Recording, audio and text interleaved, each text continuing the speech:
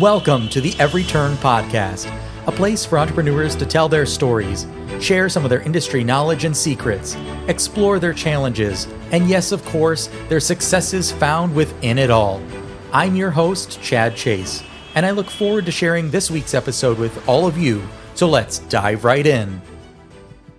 So it's a mobile business, food and beverage based, which is the topic of the day. We don't do traditional setups that normal food trucks will do. Well, we roll up, set up a whole front of house display with a tent, and we bring pink flamingos and we put music out. We have music out in front of our food truck. Yeah. Getting the trailer was the hardest thing ever. I swear to God. Every night we were out back and you're like, I just want a trailer. I don't care what it is. In food truck world, there is catering and there is vending. As we are growing this business, we are finding that vending is not necessarily the most predictable.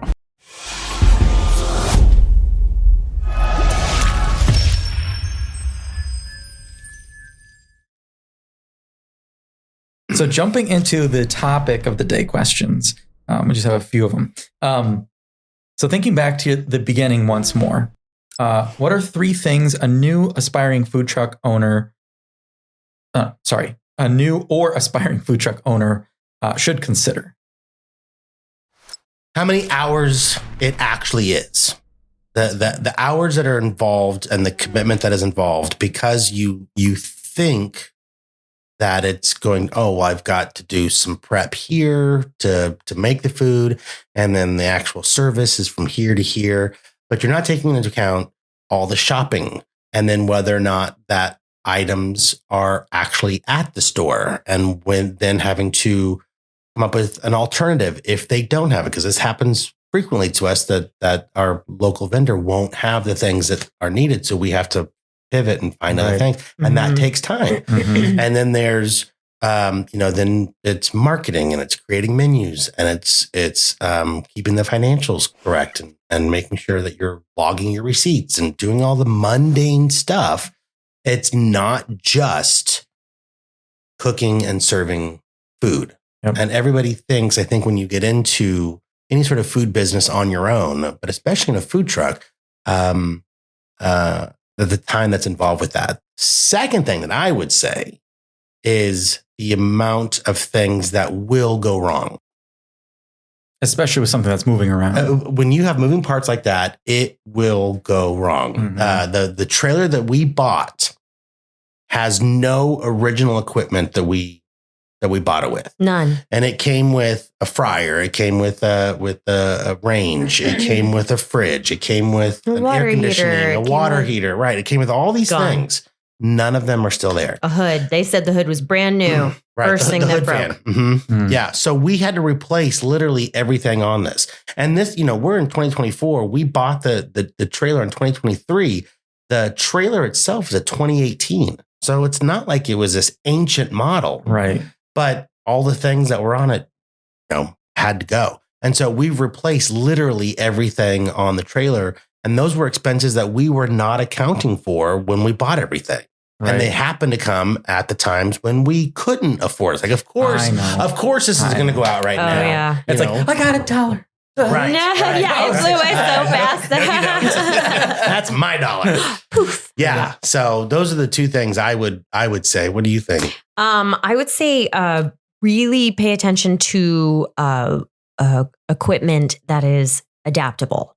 I would really think about equipment that is adaptable. What do you mean? So we do not have equipment that lends itself to changing menu items easily. Like, we really have to be careful and think about menu items that work with the equipment that we have on the rig. Like, we have to work with the salamander. We have to work with warming items.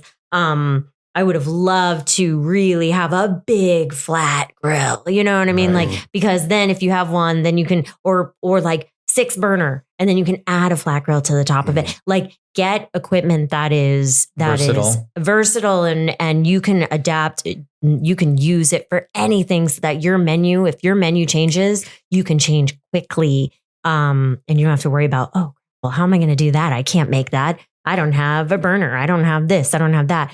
That way you can change if your menu is not lending itself to where you are. Right. Because we've had to get very creative, and luckily we are. Right. But not everybody is. And so like I would have loved to switch to a lot of different things, but we're like, well, we just can't make that. Right. We literally talked about doing a burger truck, right? We talked about doing, having a burger truck that our trailer will not allow that. Can't do that. Not until we get something else. Yeah. And it would even if we had a flat top on there, right? It's still the amount of space and just not big enough. It's just not big enough to do something like that for volume. But right now we have a menu that allows for volume, for high volume, high turnover. We can get out pretty quickly with some stuff with just the two of us. So yeah, agreed. Let me ask you this. So after I built out our food truck, Urban Grounds, I bought new equipment. I had problems with new equipment just as much as I did old equipment. Mm-hmm. And I kind of fell into this philosophy of, a new hammer and an old hammer pounds the same nails. Correct. Mm-hmm. Like I really kind of one of those core value principle things that I kind of fell into. But then sometimes you buy used equipment and it lasts for 3 months and it goes to crap. What is your take on that? Do you buy brand new equipment? Or do you seek out used equipment? We do a combination of both, I think. And it all depends on the equipment. Our refrigerator is a used refrigerator, right? And it's a great brand. It's like buying a Toyota of refrigerators. Right. It holds its value. Mm-hmm. It's a workhorse. And we kind of knew the provenance of that refrigerator. So it was a no-brainer to get that fridge. But like our salamander, our cheese melter is brand new because we didn't know. And the person that we trust that does all of our work on our truck, he recommended this salamander and he couldn't find one that was used. And so this is what he had. And we were kind of in a hurry. We were on a deadline. So we bought a new one and it has turned out to be probably the best investment we put on there. Yeah, we use it all the time. Without that, we wouldn't be able to do half our menu. Mm-hmm. So, and I just to go along with that, I think our biggest thing is we've been lucky enough to find people that we trust in the industry. Yeah. That we can ask those questions too, like finding those people. Like for us, it's the gentleman who does all the repairs on our truck. We call him Uncle Tony. Uncle Tony. Yeah, every Italian has. So he. What's his number? Don't worry, he calls you. He calls you. Don't worry. He'll find you. Yeah. So especially when you want money. So we've been lucky enough to find him, and we're like, hey, we're going to do this, and he's like, no, you're not. Right. Don't buy that. Right. Don't buy that. Mm-hmm. You're going to waste your money. Don't do that. Spend the extra $200 and get the one that's better. Or he's like, don't spend the extra $200. It's not worth it. Right. And so we've just been lucky enough to find people. And he's 30, 40 years in this business. Right. And so why would we not listen to him? Yeah. And every time he tells us something, even if we're like, wait, we might know better. We're like, no, we're 5-year-olds. A lot of times we've had our heart set on things. And we're like, Uncle Tony, can you do this for us? He's like, get out of here. What are you talking about? You're not doing that. Not on my truck. You're not doing that. Your truck. Like, that's my truck. You're not doing that. Yeah. And then he steers us in the right direction and always put us where we need to be. Mm-hmm. Yeah. And I think finding people who are smarter than you. Correct. Listen to the people who are smarter than you. Right. Don't try to reinvent the wheel every single time. What they say, if you think you're the smartest person in the room, find a new room. Mm-hmm. Yeah. And so that's, I think, kind of where we're at. If once we grow into that, we just got to find people that know more about this than we do.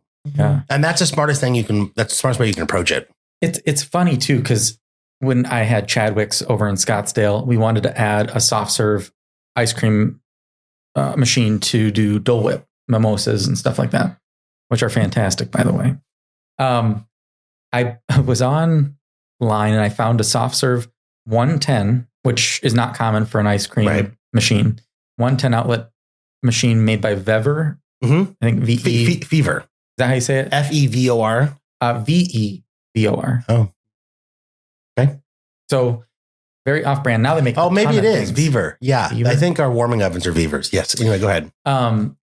we ran that thing nonstop for probably a year and a half, and I brought it home after we closed, and we still set it up. And I mean, it makes ice cream like probably 5 minutes, and you have soft serve. And it's a 110? And it's a 110. What's the amp on it? Yeah, there it is. There it is. I was like, I can already hear his wheels spinning. But it is, I mean, when my family was here visiting, we plugged it in, and I bought a bag of the Dole Whip mango flavors. Sure. Because that with like frozen cucumber, pineapple on top, like diced up, frozen on top, and then the like cherimoy sauce. And then a big thing of mango. There's only water in this cup. What the hell is going on? Oh, wait. Sorry. Beat that out. It's empty. So you brought this upon yourself. I don't remember getting the invite for it. Well, it's in the garage. We can hook it back up. Well, we know the code. We'll come back and just put it on the truck. We sold several Dole Whip. That's on brand. But yeah, like, you find those weird brands, and sometimes they work. And yes. I think. And sometimes they don't. And sometimes they don't. It was $1,200. I mean, anything in its competitor range was like $3,000-$4,000. Right. Mm-hmm. So to me, I got my money out of it. Right. And this is just it's retirement. Yeah. Glory stage for me. Mm-hmm. I think Viva is what if I'm not mistaken, I think the salamander is Viva as well. I don't know. Yeah. Anyway. Yeah. It's strange, but why did you choose mobile versus brick and mortar? Well, to get brick and mortar is such a commitment. And we didn't know how long we wanted to actually stay in this business. And to have the mobile side of things is easier to start, cheaper to start. And it was also kind of supposed to be like seed for a brick and mortar, right? So because you don't need to have the lease and locked into this, that, and the other. And, you can do things a little bit, where it would take, $500,000 to get into a brick and mortar. It takes us, probably about $150,000 to get into this thing all said and done. So that was the better way to get our foot in the door into something, to building a business. So I think brick and mortar may be down the line somewhere now, but as of right now, we're looking to just continue to grow this because it allows us a lot more flexibility. Yeah. The other thing I think what we didn't want with a brick and mortar is the real time suck of that. Oh yeah. Of you have to be there from this time morning to this time to because night. you put your hours out there, and then that also requires a staff and things. Staff. Staff. Comes with its whole other side of problem. Staff. That is. I just got the staph infection. Yes. That won't go away. Yes. Staff. It was so nice to get away from staff. Although some of those babies are like my whole heart, but I know. As a whole, staff as a whole. But as the majority of the staff, right. The scheduling and it changes your job. It does. It changes your job from doing the work to repeating how to do the work over and over and over and over again. And I think that annoys me the most, where it's like, I might as well just go do it myself, and that's another discussion, like developing your staff. Sure. But it's, those people want to grow, they move on, because we're in an industry that's not a forever thing. And so that is very frustrating. Well, and I mean, when you're talking about staff development, it all comes from the hiring the right person. That is 90% of it. If your HR side of things, whatever, is not good at that and identifying, because just because somebody's good at a job doesn't necessarily mean they are good at your job, at your place of work. And everybody thinks that, you worked here in the same capacity, so you're going to work here. Well, that's not necessarily true. It's personality that comes into it. And there's other factors that come into it to make sure that they fit within your dynamic. What happens is people that don't fit within that dynamic will move on and will get out and find the whatever. And I think that's so important when you are hiring, to hire the person that works best in your place. And so often hiring managers forget about that. Like, they look at the resume and on paper, yes, this makes sense. But if you have one kind of culture and you're bringing in somebody that does not adapt to that same kind of culture, then you're going to have a disruption in there. And I'm not saying don't hire somebody because they don't fit in your culture or whatever, but being able to identify that and building that piece and building that whole framework is really it's an art and a science. Yeah, and I think too, what you were kind of grazing on was, people will hire based on their skill set on a piece of paper versus their personality that would directly fit into the culture. Correct. Sometimes it's not as easy to teach the cultural piece, but you can develop an employee or a team member into the role or the skill set that you need. Well, so many companies don't know what their culture is. They have not identified their culture. They haven't necessarily established a culture. And so you're going to hire and bring on people and they're going to create their own culture. And that's when, you see it so often in so many places. And even like with franchise places, you'll go to one McDonald's and it's everybody's prim and proper and does well. And the next one, it's, Lord of the Rings and they're all Schmeagol's behind the counter. My precious. Right, exactly. But McDonald's, the franchise, has developed this culture, and then the other franchises don't necessarily latch onto that. And so, you as the owner of the business have to really define your culture and know what your culture is, establish it, and implement it, and then hire through that. And luckily, we are not at that stage yet. Although we do have a culture and we have things mapped out and established for when we do have to do that. Like that's something that's very important to both of us because we were in the people industry for so long that we want to make sure that we really carry that through. And that's really focused for us and really important for us that we are human resources minded. And it always reminds me of that saying, I think it goes, CFO once asked a CEO, what if we develop our employees and they leave? And the CEO responded, what if we don't and they stay? Right. I mean, it's an important, mantra to really think about. If you don't continue to invest in your team members' skill sets. Correct. I mean, if they stay, it hurts you in the long run. Right. And I know that's the hiring and firing piece is difficult too. And I know with a few businesses that I've had, there are folks that I should have been like, you're done. Pack up your things. You don't fit the culture.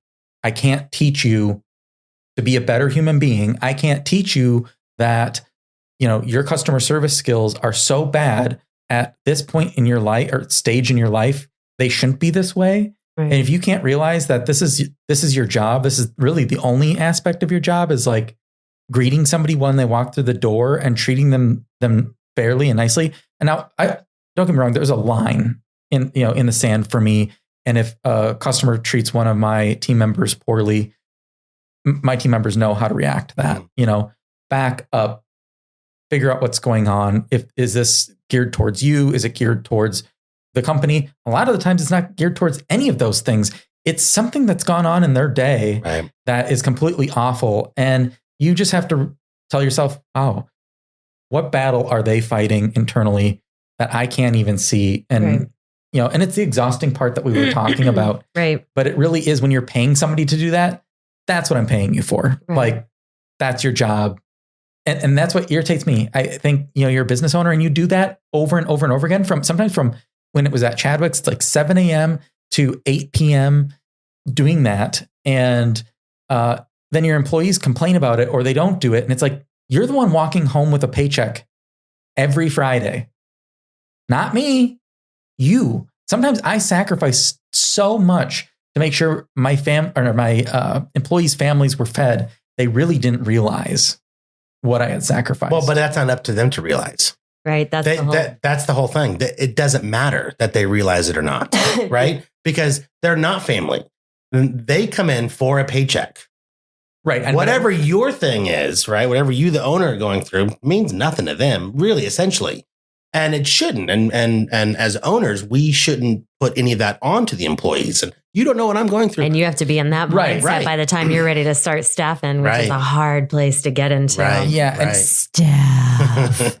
and I totally agree with you. And you shouldn't do that. But I think drawing a direct correlation between this is your job and this is why you're paid. Sure. Mm-hmm. And if you don't want to do the job, you're gone. Sure. Because I would continue to give people chances. And it really pulled down my business model over there.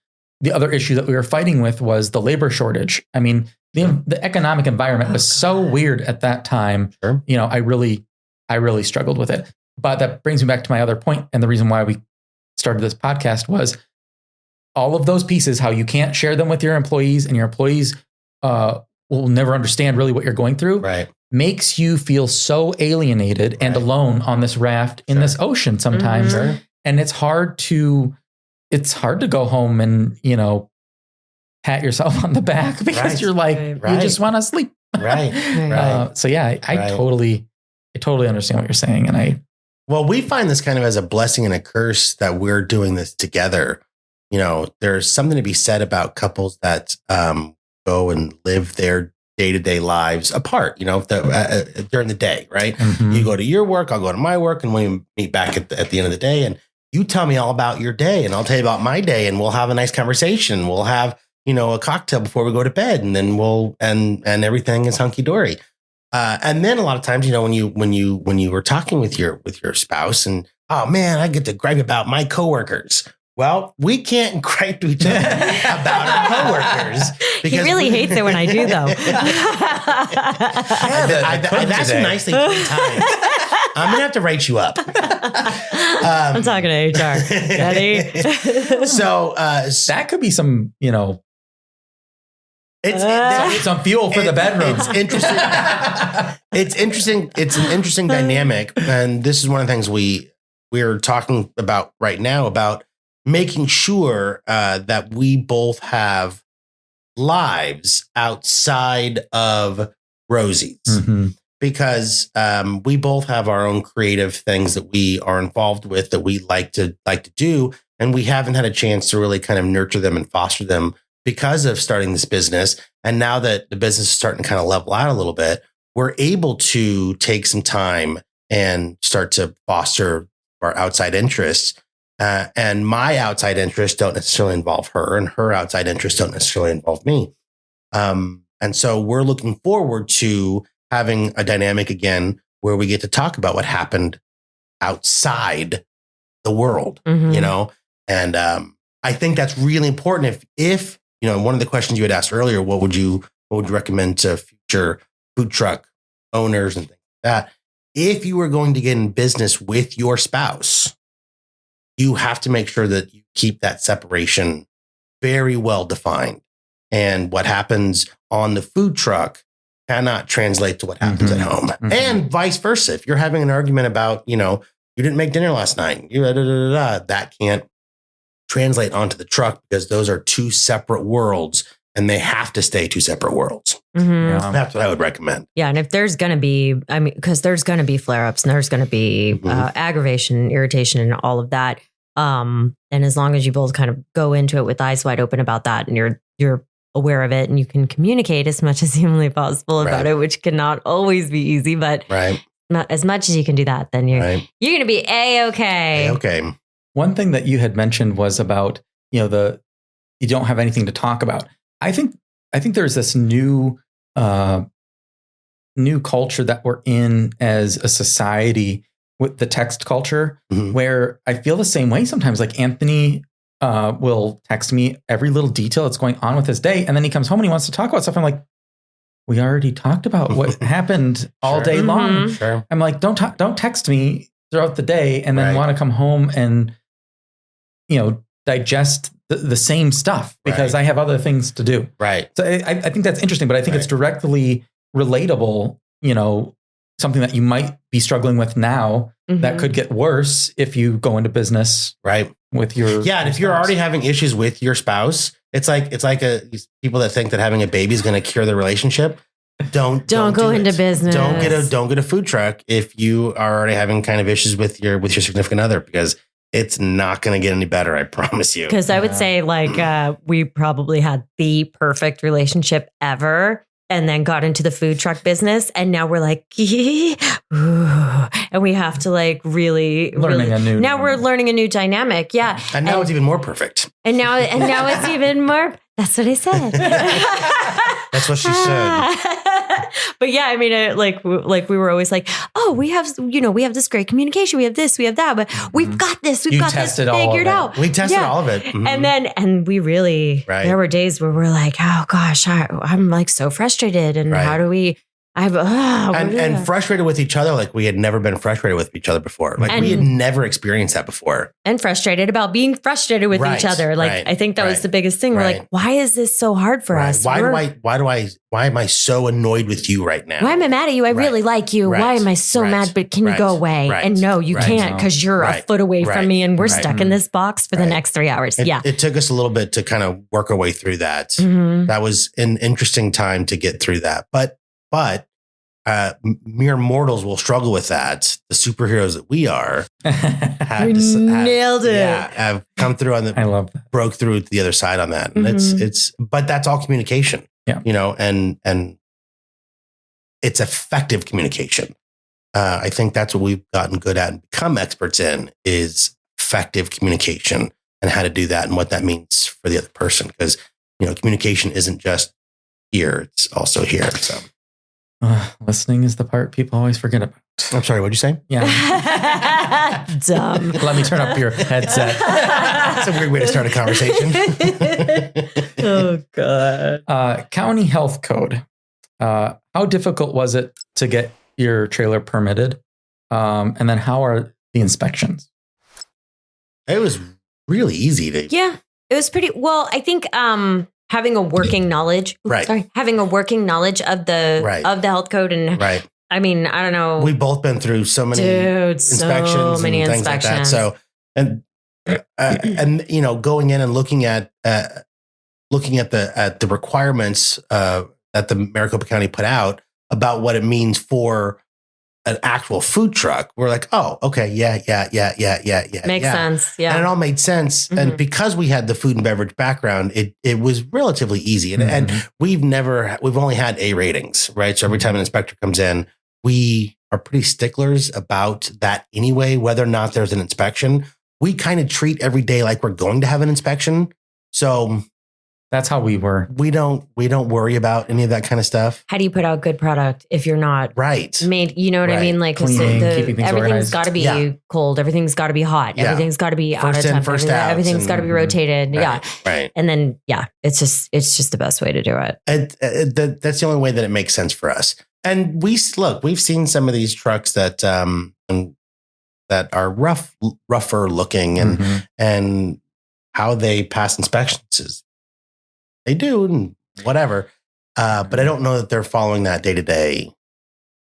Anyway, I don't want to talk about other trucks. I just know for us, the actual permitting process for Maricopa County for the environmental services was relatively easy. And we're about ready to renew for our second year. And we're hoping it's even easier now. But I find it to be. Hardest part is fitting all of us on the trailer at the same time. Yeah. Usually I hop off so that the inspector can get on just because we are so freaking small. It's a small trailer. Getting 3 of us on there is impossible. Mm-hmm. It's just not. Yeah, we never really had a bad experience with an inspector. I think when we had gotten our initial permit, there was some back and forth with the guy on a few things. And probably the difference was because we were applying for a lower tier permit than you all. A 2? Right. I think you were doing and so there was like different things that you're not allowed to do. But it never didn't make sense for us. We were arguing, it's a coffee-based product. It's not time temp controlled, things like that. Right. But we finally got around it. Well, what we noticed is what I've noticed with inspectors, once you get your permit and all that and inspectors come in, I've noticed that people will want to argue with the inspector or say why they're doing the things they're doing. And all an inspector really wants to do is educate you. Right. the owner, on the proper things, right? And what's new. Right, exactly. And with food handling. Exactly. And we got permitted, like with our refrigerator, which isn't necessarily a merchandising refrigerator. It's not necessarily designed for whatever, but it holds temp and does all the things. And we got permitted with that. And so we've had an inspector come in and say, oh, well, this is not a normal refrigerator for that. And instead of going, yeah, but they told us, and try to argue with her, thank you, and move on. And we just don't have the mentality of trying to combat the inspector. I know you've probably seen it in kitchens and whatnot. And I've seen it before where people just want to argue with the inspector. All they want to do is educate you and go, look, I'm not here this isn't a gotcha. I don't care if you pass or fail. I don't care. I'd rather you pass because that means we're keeping the public safe. Right. Keep you smart, keep you safe. That's their only job. Right. That's it. Exactly. And so my recommendation to anybody getting into this is you don't have to argue with them. You don't have to justify why you're doing something. They say, hey, you can't have this cup here. It has to be over here. Just move it. Just move it. Say, okay, you're right. Thank you. And learn for the next time, because the next time they come and inspect you, don't keep your cup there. Like, it's that simple. It's really that simple. So, like arguing with your mom. Yeah. You're not going to win. Yeah. You're not going to win. You're never going to win. They know better than you. So move on. So I used to work for public health. And in Maricopa County, which is the only county in the nation that has environmental services divided off into its own department. So it wasn't under our purview, though we were nationally accredited as a health department. And that's what my job was getting accredited. And we had to work with them because we needed documentation and stuff like that about what their practices were, because they were partially fell under that category. While at the same time, we had our food truck down at the farmer's market. We have our own farm, and we had our own farm stand. They were arguing about some of these smaller tent pop-up stuff that they didn't have a hand washing station. Okay, so our food systems group worked with other people on getting hand washing stations. Well, then it was, the water has to be hot. And now we're talking about environmental services folks that don't have a medical doctor background like our leadership at public health does.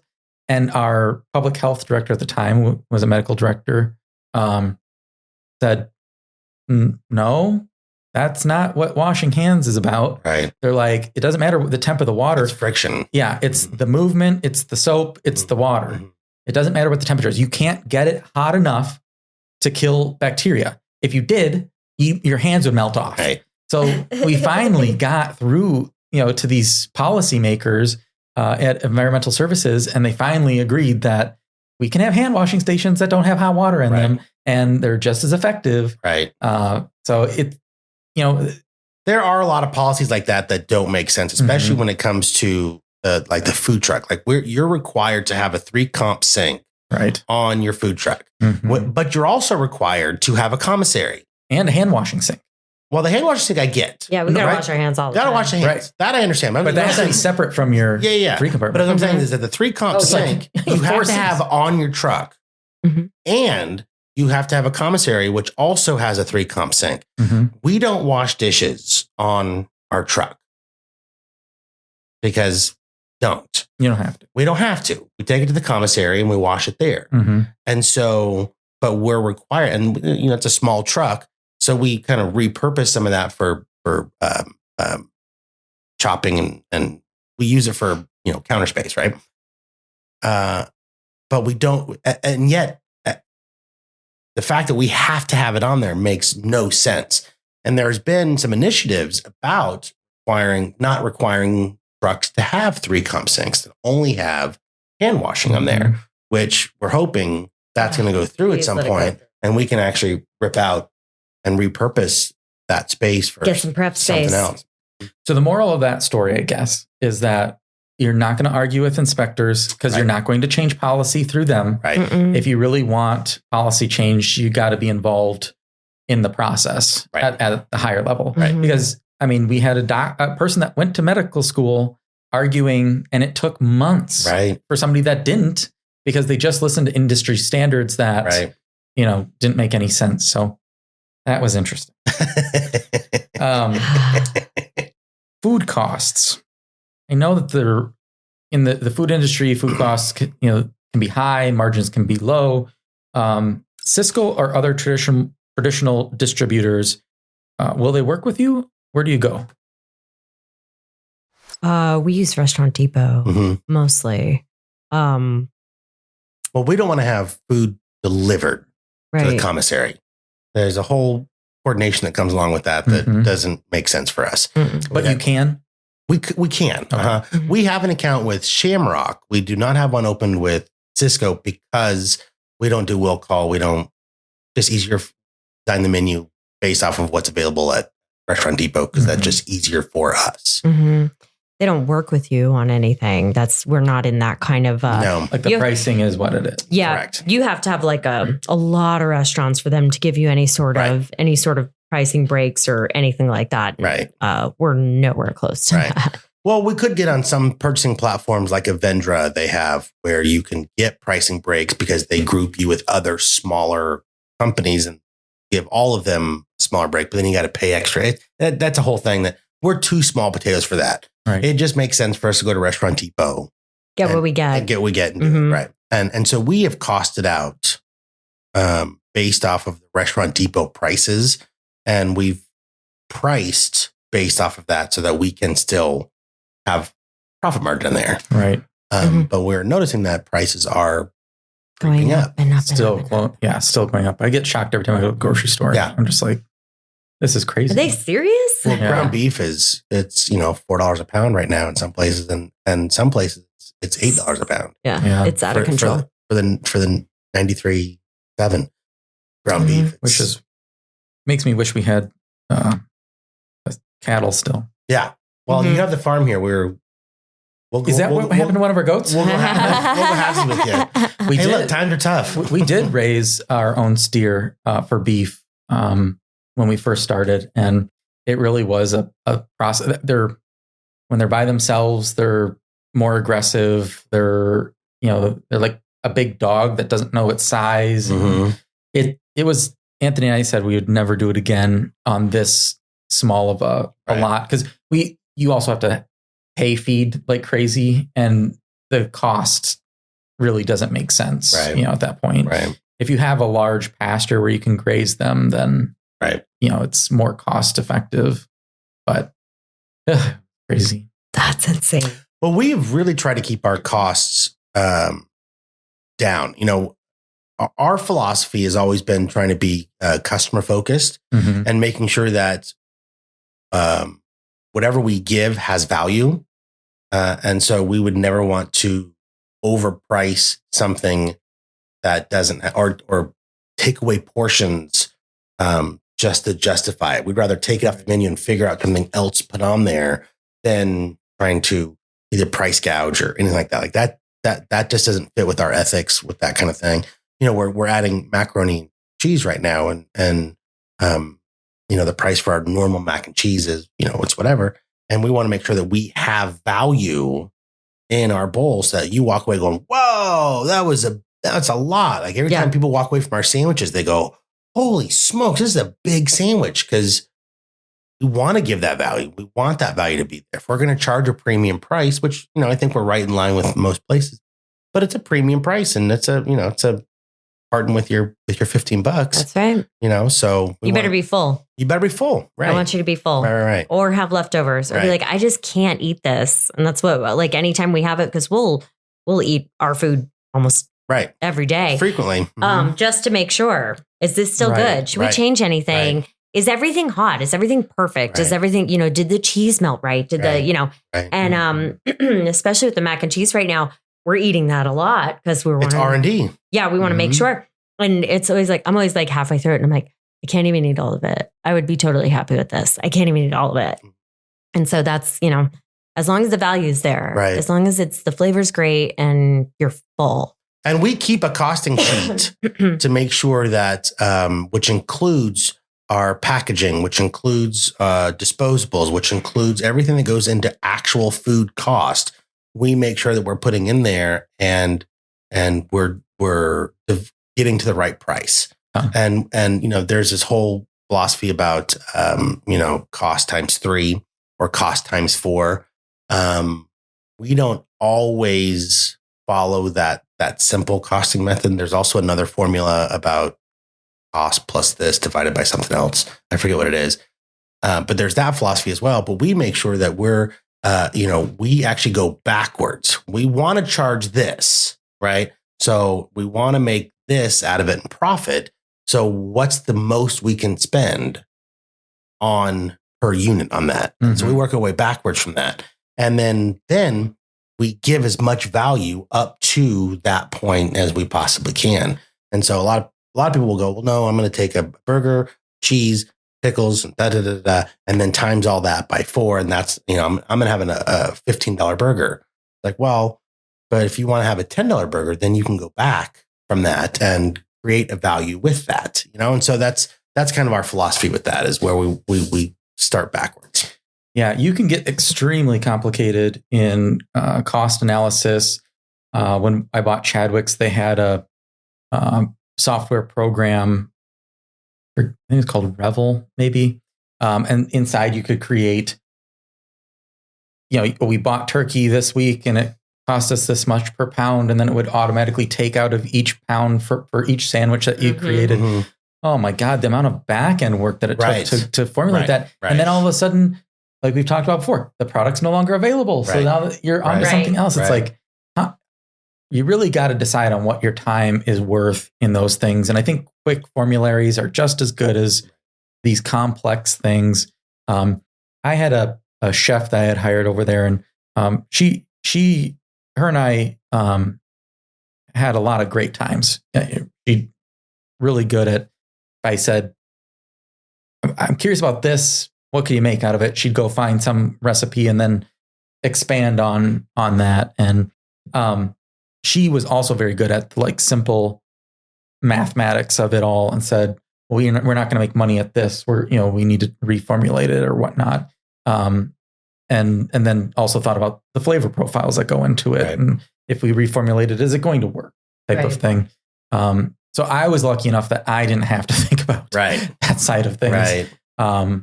But that goes into, we talked about the staffing part of it too, how, it's, you give up a part of yourself and your business when you do that. But I also knew with Chadwick's is that I would have wholeheartedly and always hired away things that I knew I was not good at.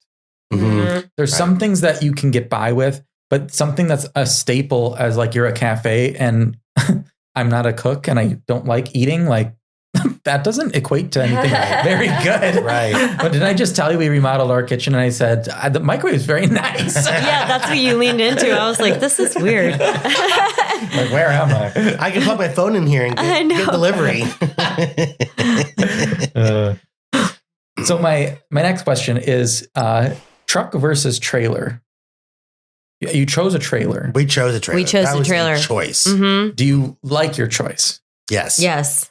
Mm-hmm. No way you would have went with a truck. Mm-mm.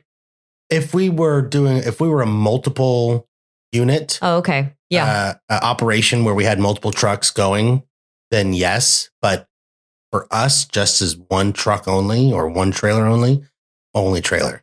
Our whole line of thinking was that if our truck breaks down, we can call up and get another truck and still get our business out on the road. Right. And it would just be a little bit of a lag. U-Haul and get something to borrow a truck with. And away we go. Yep. And we don't lose business for that day. We don't miss out on money.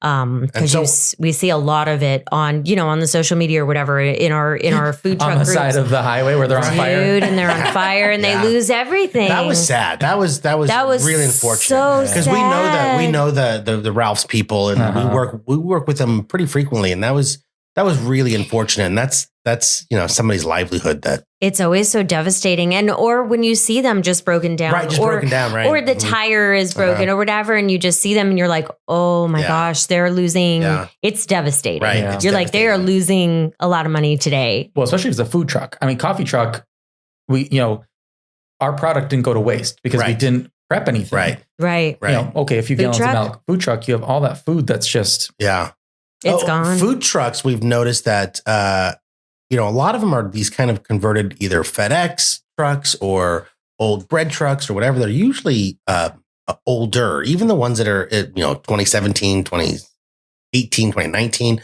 they still have a propensity to break down frequently. And so, neither one of us are car people. We don't know how to go in there and change out a carburetor, like that overnight. Most don't have carburetors anymore. That's how I know you're not a carburetor. We're looking at a car right now that has a broken carburetor. Anyway, sorry. Yes. And that's why it's top of mind for you. That's why it's top of mind. But yes, text me back. I want that car. But now if we get a flat tire on our trailer, and jack it up and change out the tire and you move on and, we'll grumble about it, but no fuss, no muss. We're off to the races again.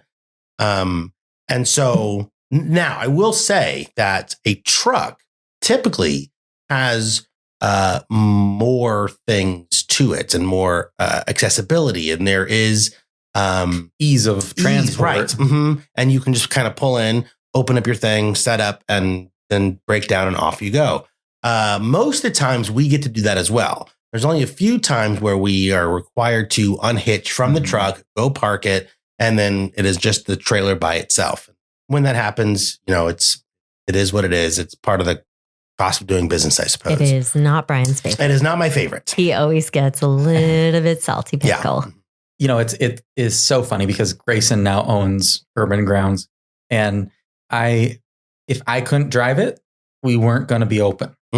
And he'd always be like, well, I can drive down there. I'm like, between my truck and my trailer, it's about $250,000 flying down the road. And you're like 18. I think we'll just not be there today. Right. And it's funny because now he owns it. And we were talking the other day and he's like, yeah, I missed out on an event. I said, well, why don't you just have one of your employees drive down there? He's like, you think I trust them? I'm like, that's now awesome. You know exactly what I felt and everything. Yeah. Full circle. Well, Rosie, she just offered when I was coming home. We were coming home from an event the other day and out in the way East Valley. And, I'm starting to nod off and do the thing where I'm drifting off. She goes, do you want me to learn how to drive this? I will. I don't want to, but I will. I'm like, no, I like this dynamic. I drive the trailer. I do the things. And the only thing that's our downfall with that is that her not being able to drive it means that if I go down, we can't go to event. And I can drive it. I can just drive it forward. Right. I am not backing that thing up. And I would be very cautious pulling into any areas that have low hanging. Right. Have you guys been to what's the event downtown the farmers market does in the winter? Festivus. Have you been down there? No. So that used to be. I have been there on my own years ago, but I've not been with the trailer and all that. So you remember, like, it'd be tents everywhere, the old location, and there was Pierce Street that's super narrow, and they had tents lining that whole street. And we get down there, and the guys didn't want to move the fence because that whole thing's fenced off because they serve alcohol. And he tells Anthony, he said, "You're gonna have to back it back there." I mean, literally, probably inches on each side from the tents. He backed it down and to an angle into the spot. I still to this day, I don't know how he did it.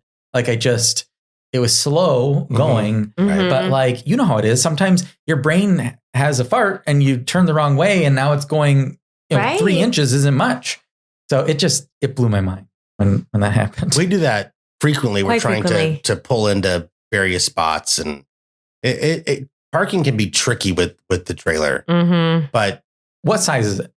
It's a 14 by 7. Okay. What is it? 7 inches? It's 4. Yes. It's 4. I thought it was like 14 by 3. Yeah. it's 14 by 7. Suck it in. Suck it in. Suck it in. Wow. That is very small. I mean, I think ours was a 16-footer, and I think it might have been close to 12. I would say 12. Just judging 10 to 12 when I've seen it. Wide? Yeah. No, it's 8. No, that thing is. I think it's wider than a truck. Urban Grounds? That thing's big. Slightly. It might not be. It might be 10. I bet you it's 10. It might be 10. Yeah. I didn't think it was that wide. We're 7. I don't think we're that big. Be honest. Yeah, I think we are. We'll go measure it. We'll go measure it. It's not the size that counts. It's the meatballs at pizza. Food truck groups. Are they worth it? Groups, what do you mean? Well, something that we've talked about in the past, you know, you get into some of these coordinator groups, right? Mm-hmm. Where they do food truck roundups, they do farmers markets, things like that. Yes. So yes, they are worth it. You have to find the ones that work well with your truck. Mm-hmm.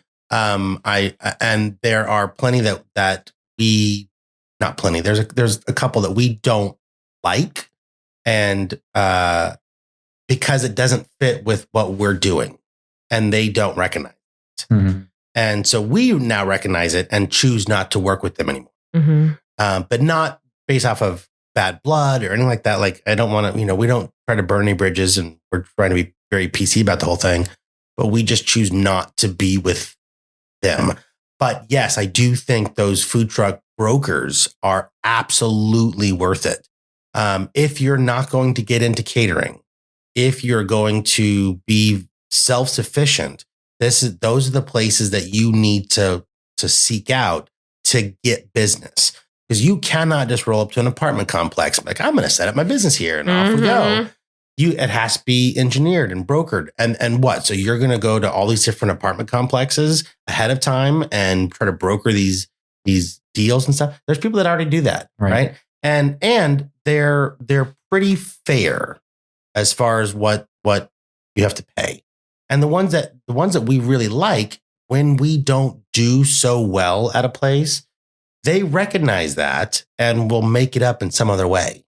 Like, you know what? We're not going to charge you full amount for your next event, or we're going to give you an actual refund on this event because we know you didn't make that much money. God forbid you make, $150 and you have to pay us $75. It doesn't make sense. Right. So they will give that back. And we have aligned with those places very well. And, when you work with those people, it's important for us that we have found out to be good people to work with. Because when you're not, we found that there's a lot of horror stories in this industry about people showing up late, wearing stuff on their shirts that's inappropriate for family events, and not having your wrap professional, just not being professional, or, arguing with them and whatever, right? We've heard all these stories.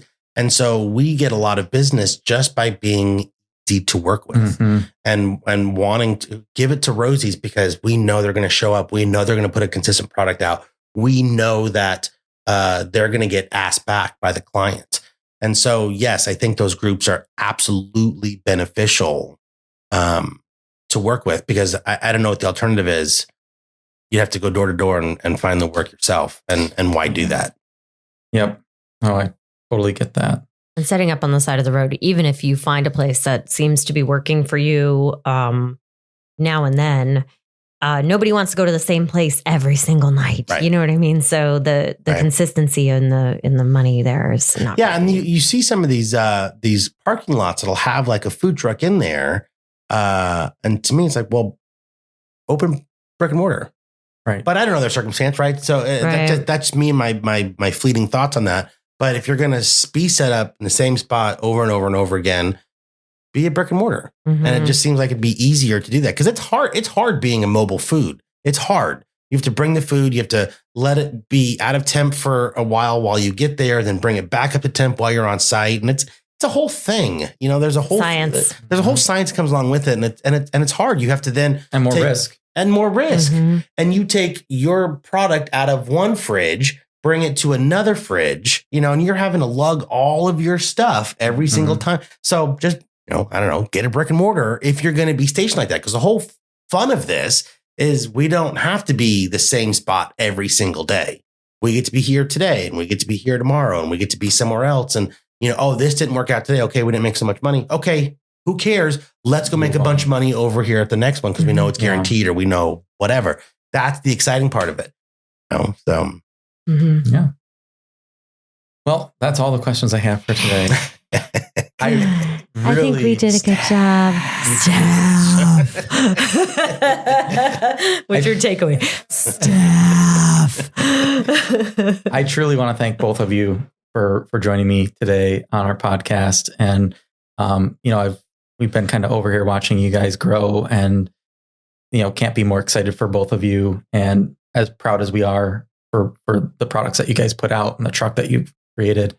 And coming from folks that know the hustle and bustle, like, we understand the hard work that you put in. Sure. And we see the family that you're raising too. And to see both of those things turning out so well, like you said, the average person would fail at one of them, and you're succeeding at both. And so that's just awesome to see.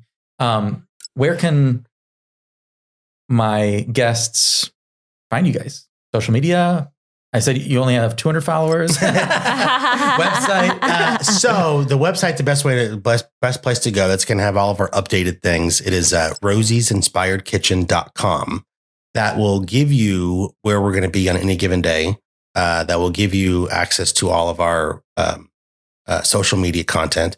We have our menu on there. We have our products. We're going to start putting some of the products, the new retail items that we're starting to sell are going to be on there. So that's a place to go, rosiesinspiredkitchen.com. And we are on Instagram and Facebook as well. Mm-hmm. And it's all Rosie's Kitchen. And you'll see our logo. You'll see the little logo of me smiling, and with the cartoon picture of me that was made by my cousin, Gina McMillan, who is also on Instagram, and she is fabulous as well.